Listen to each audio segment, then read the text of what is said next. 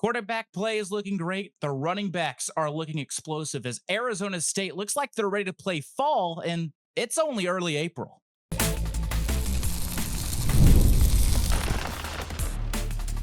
You are Locked On Sun Devils, your daily podcast on the Arizona State Sun Devils. Part of the Locked On Podcast Network, your team every day. Hello, everyone. I'm Parker Porrill. Joined alongside, as always, is Philip Mulford.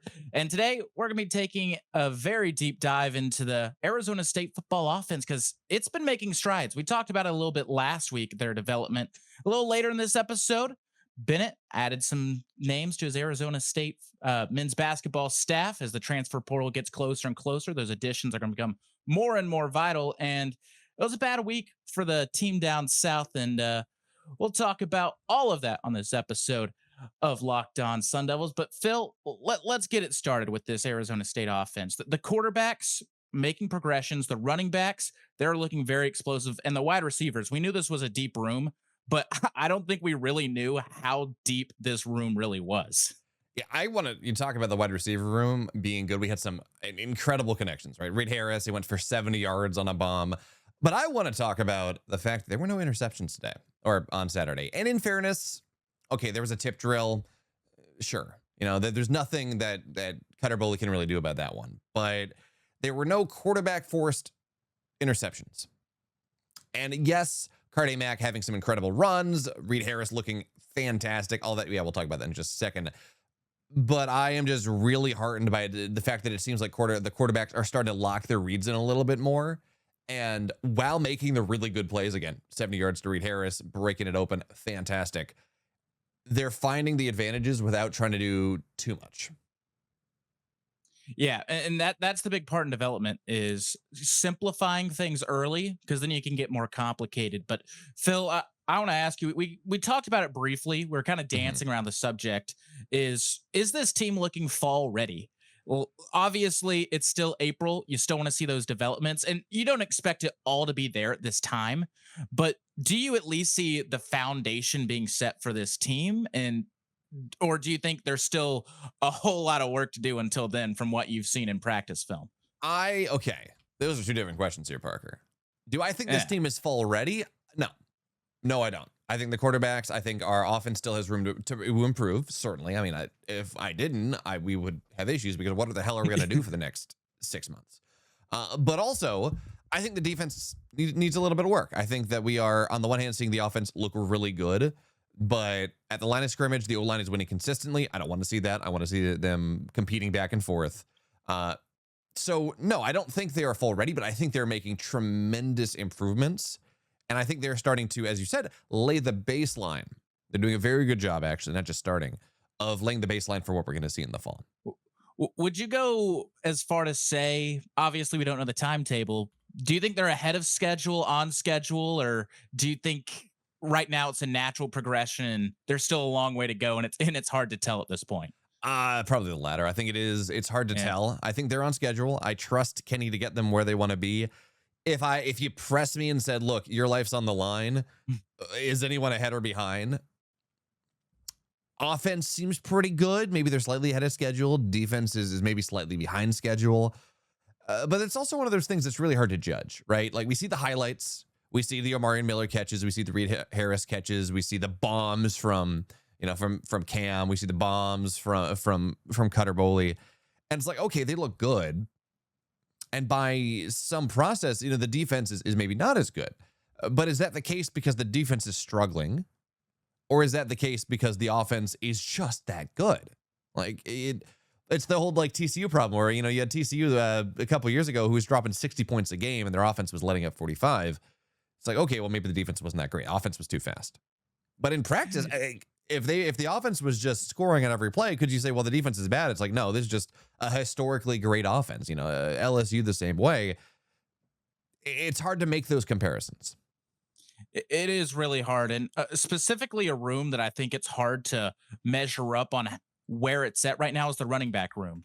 Because it seems like every single day there's a different report about a standout player. You mentioned Cardae Mack, but how about Man Robinson and Jason Brown Jr.? I feel like those are two guys that have really shown so much growth early in spring. And everybody's talking quarterback room this, wide receiving room this. We always talk about how deep the running back room is, but we haven't really mentioned who is standing out more so than anybody else. And I don't know if there's an answer.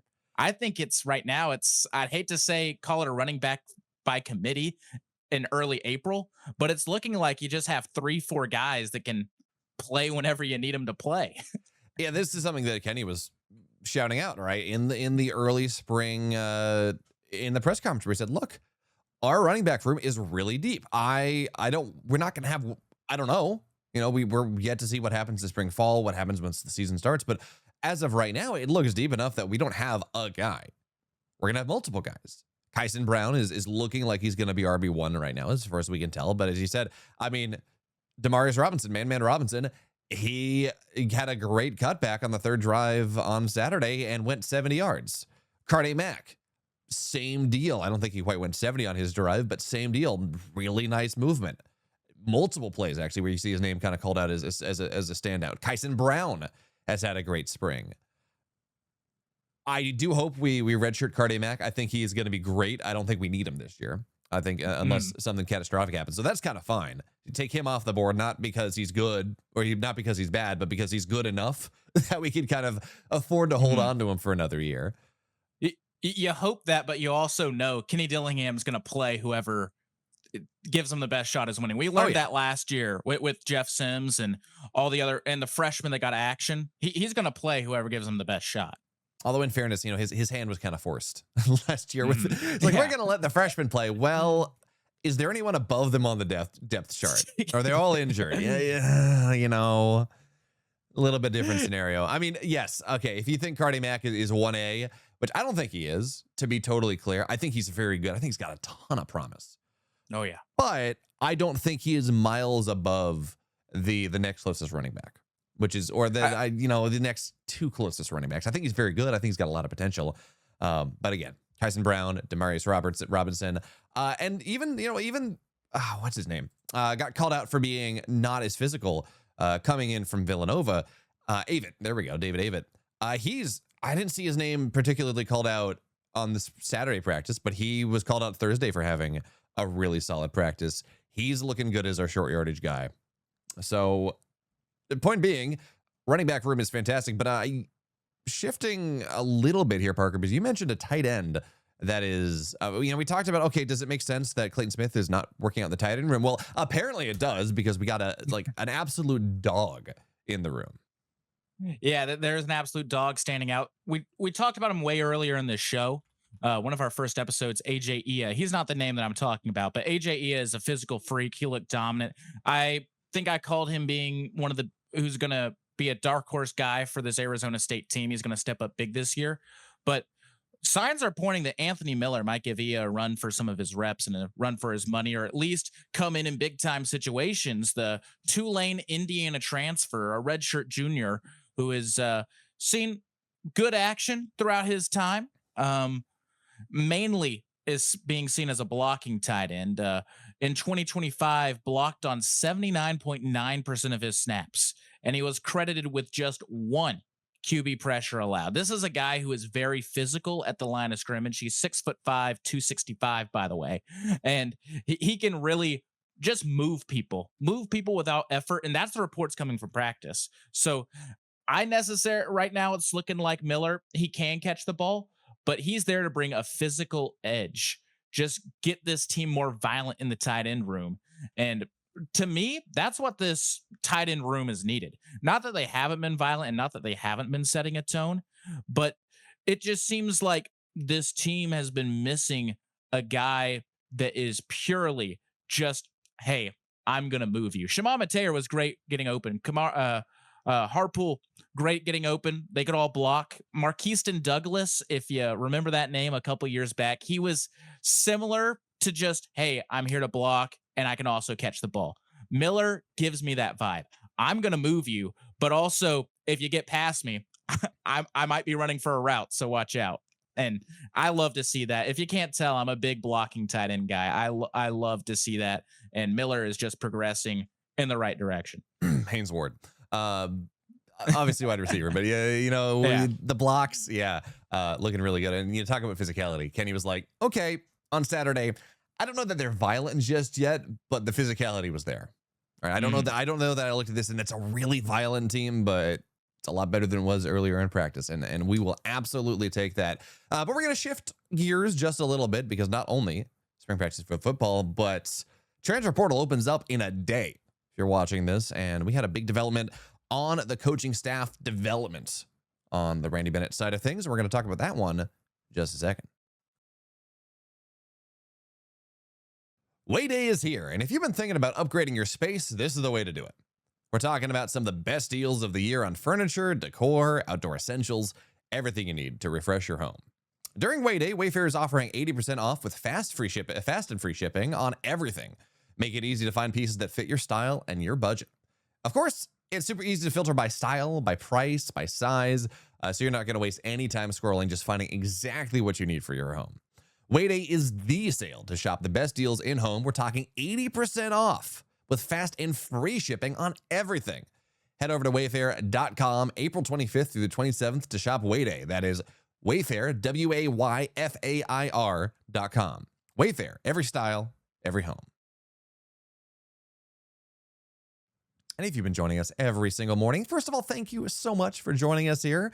Also, make sure you go check out the Everydayer Club, LockedOnSunDevils.supercast.com. Ad-free listening, not just us, but every single Locked On show, plus access to a members-only Discord where we all hang out, talk about a bunch of different sports. It's a good time. And up until the national championship tomorrow, if you're watching this live, promo code March gets you a full first month absolutely free. So make sure to go check it out. And if you're watching us on YouTube, make sure to go hit the sub button. It really helps us out quite a bit. Hit the like button. Tell me what you think about the offensive developments because they're looking pretty good. What does this mean about the defense? That is the big question I want to hear about. But Parker, we talk about this basketball team getting set up here. There's a new coach, not officially announced just yet, but all reporting is trending that way. David Patrick, assistant coach coming out of LSU, reuniting with Randy Bennett. Yeah, and David Patrick, as you said, spent a lot of time with Randy Bennett, and he is, even though he's from Bermuda, if you look at Patrick's history, he was raised in Melbourne, Australia, and he is really credited with bringing so many college guys over from Australia. I mean, he's the godfather to Ben Simmons, for those that remember, those that love him, those that hate him. Ben Simmons, whether you like it or not, great college player, number one overall draft pick by the 76ers. Also credited bringing Patty Mills, another great Aussie point guard. And ASU, as we know, after this, especially these past two seasons, is a team that is not afraid to get foreign talent, not afraid to go overseas. Now, ASU has mostly gone to Europe, but something tells me Oceania, they'd welcome a couple of those Aussie guys. And not saying that David Patrick is purely there just to recruit Australian-born players, as he's also just a great coach. And you can see that with his time at LSU, Sacramento State, UC Riverside, and with Randy Bennett as well. But it does provide, hey, this team's looking like they might recruit this area. Is this something we need to look at in the future? And there's just a lot of possible. I love looking at staff hires. There's just a lot of questions that I have, Phil. Here's my big question is, how much does that matter for the transfer portal opening up in 2 days? All right. Does this give us access to anyone from LSU entering the portal? Does this give access to, this person, right? David Patrick goes and is from Australia. Does he have any connections there that maybe there are some Australian hoopers in college basketball that are reasonable high priority that might be more interested in coming to join ASU because they have some country connection with David Patrick? I don't have good answers for that yet, Parker, but that is because look, the coaches, yes, they're can they call their X's and their O's? Can they develop talent? Awesome. Yeah, we're going to talk about that as the year goes on. But right now, transfer portal opens tomorrow. What is the immediate impact of David Patrick? I think that he provides a lot of personal basis. He seems, from the reports that I've seen and what I've heard about him, he's a very real coach. He connects with players. He is very good at getting those connections. And my guess is that he needs to be officially hired sooner rather than later. Obviously, we don't know what's going on. We don't know if, oh, we're just waiting on paperwork, or if the deal possibly could fall through. We don't know. But if ASU is wanting to pull the trigger, they need to pull the trigger quick, because the transfer portal, all it takes is one question mark for a potential recruit that has a good relationship with Patrick to be like, well, I don't know where you're going to be, so I'm going to entertain this offer from X school until you figure your stuff out. So either way, I think it's possibilities because of the connections that it seems Patrick has. But until the writing is signed and until the ink is dry, it could create more problems than you would want for Arizona State heading into the transfer portal. Yeah, what I want to know, I mean, you talk about maybe there being some issues, but we've also talked a lot about getting St. Mary's guys, right? Bringing them on over from the Gales, following Bennett. And certainly, of course, Bennett is a big enough draw. But there are 3 players on the current St. Mary's roster that are from Australia. All right. Does David Patrick help that out at all? I mean, I feel like I'm being grossly general here. Oh, David is from this massive country of Australia. These guys are also from Australia. Clearly they know each other, which is not how that works. But yeah.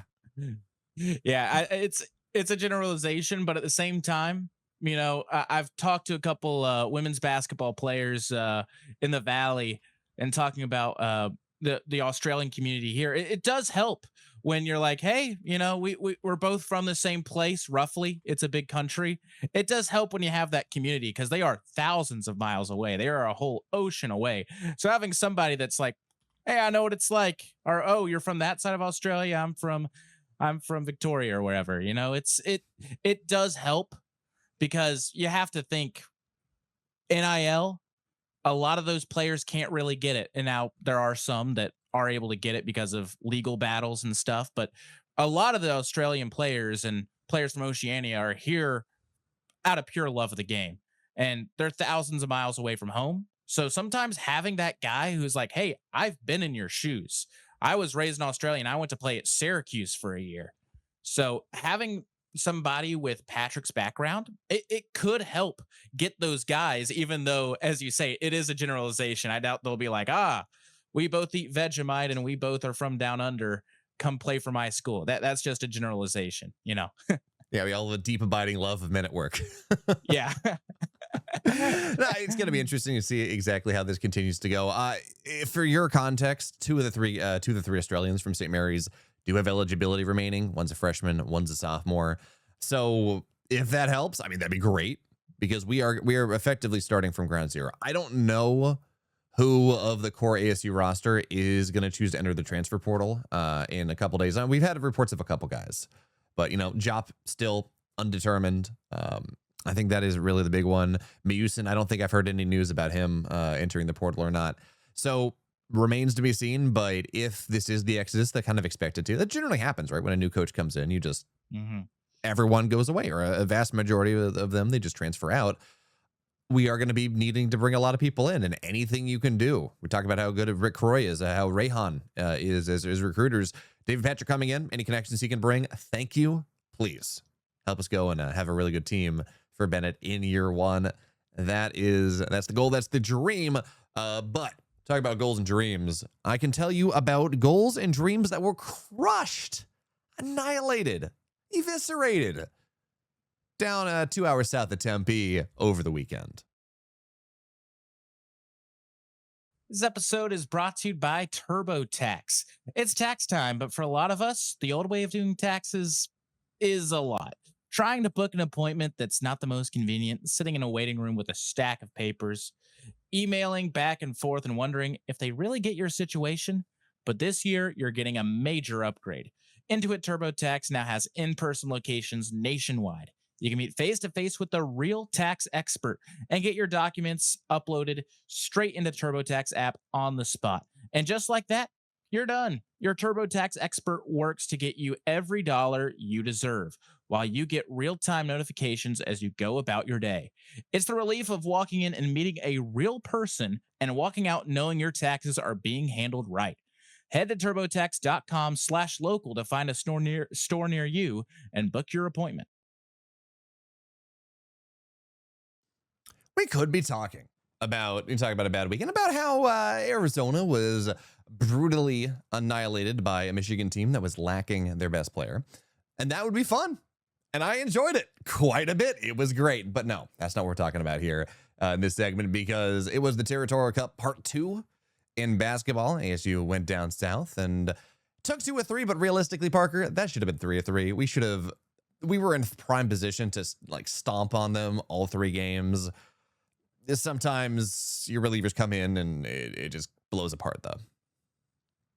That was the feeling that I got from seeing the post game from Willie Bloomquist and the players after the Saturday game, because for those who don't know, because of Easter, they played Thursday, Friday, Saturday, not Friday, Saturday, Sunday. So that we're all clear, but they lost the Friday game. They still had their starter, Carlone, their Friday night starter, play on Friday. And he had a great scoreless 6 innings, but then but then the relievers fell apart. ASU spoiled a 4-0 lead. Arizona got the 7-4 win. And it felt like, even though on Saturday ASU clobbered the Wildcats 15-6, the team was just bitter about losing that Friday night game, despite winning the series 2 of 3. And not just that, this is something that'll put a smile on your face, Phil. You seem more adverse to the Wildcats than I am. Is the most runs ever put up in Tucson since 2009. Ooh. And this is it's been a down year for the Wildcats. And obviously you hope for a sweep if you're Arizona State over a heated rival and a team that's having a down year like the Wildcats are right now. But at the end of the day, a series win is a series win. And there is no such thing as an easy road series in the Big 12. That easy rivalry game as well. You talk about, look at basketball, for example. Yes, ASU lost to UA 2 times this last year, but they were both surprisingly close considering how good Arizona was perceived to be and, exposed by Michigan. We're going to enjoy that as long as we can. But, these games were close. You get to a rivalry game, the emotions are there. It's always going to be close, which is why I took particular joy in the post-game comments on Saturday, because ASU, right? Willie Bloomquist, manager for ASU, Chip Hale, manager for Arizona. And Chip Hale took a little bit extra exception to the fact that we were up 12-6, top of the 9th. And we said, no, we're not just putting the bats away. We're not just trying to rely on a 6-win, 6-run win. No, we're going to bun a guy over. We're going to manufacture runs. And I am all for sportsmanship when you're not playing your rival. And it's like, okay, we're far enough ahead. Okay, whatever. We're not going to try to really bury you. But if you're playing Arizona, bury them. 10 runs in the 9th inning. If you're not mercy ruling them already, mercy rule them right there. And yes, I know they get another bat, but functionally mercy rule them. Go 70-7. There's no amount of margin, Parker, that is too high in this series. Mm-hmm. Yeah, and a lot of people feel that way. And the thing is, Arizona, you say that, but at the same time, you also feel if the tables were turned, the other team would do the exact same thing. 100%. And so at the same time, I know as somebody who's a bitter person, and Arizona State fans, if the tables were turned, would be saying the same thing that a lot of Arizona fans are. But also at the same time, you have to realize, just take your whooping and leave.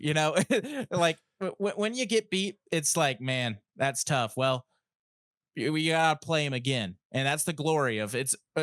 I love all the schedules besides football where you get to play your rivals more than once a season, because you remember it.